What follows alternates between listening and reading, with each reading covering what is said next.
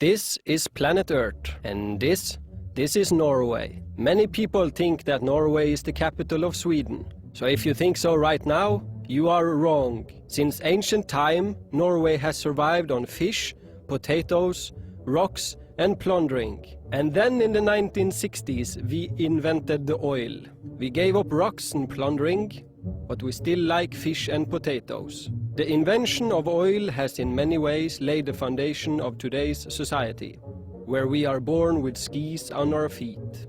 Even before we learned how to walk or even stand, we got dragged into a big ski called a pulk. But as soon as they learn how to stand on their own feet, they are forced to love skiing.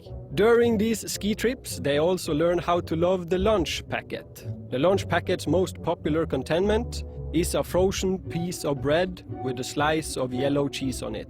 But soon enough, we learn how easy it is to get something else. Bedtime stories are a big thing in Norway.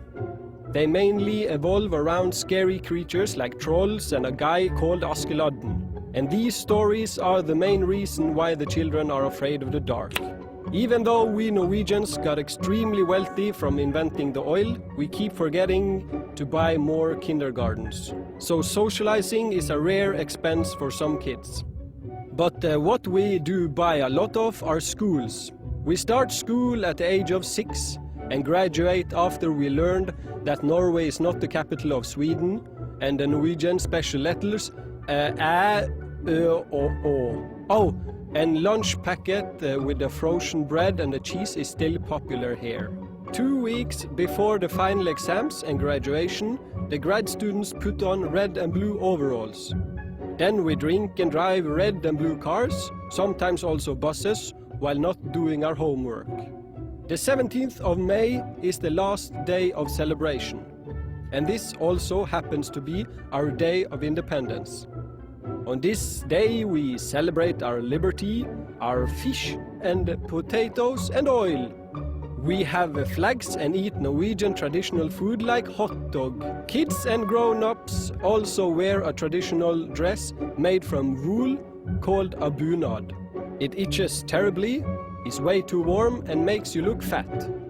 But that doesn't stop us from smiling and dancing and kicking hats of sticks, doing traditional folk dances.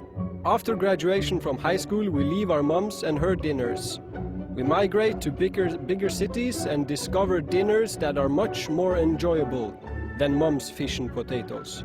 But we still like fish and potatoes.